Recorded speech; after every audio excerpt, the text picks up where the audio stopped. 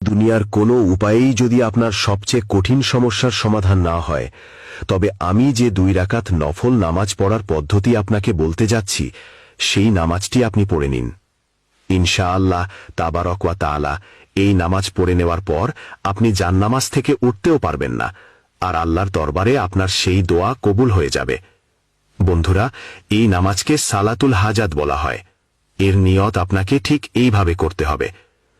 আমি 2 রাকাত নফল সালাতুল হাজাত নামাজ পড়ছি আল্লাহ তাআলার জন্য, বর্তমান সময়ে মুখ বা রুখ আমার কাবা শরীফের দিকে। এরপর আল্লাহু আকবার বলে নিয়ত বেঁধে নিন।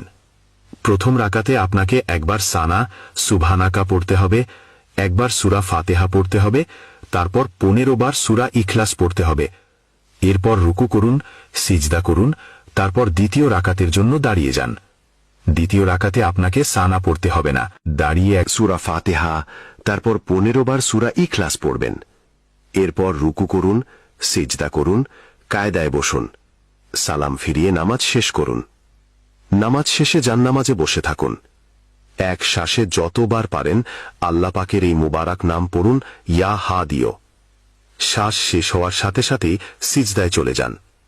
সিজদায় গিয়ে 7 বার ইয়া রব্বানা পড়ুন, তারপর সিজদার অবস্থায় আল্লাহ পাকের কাছে দোয়া করুন।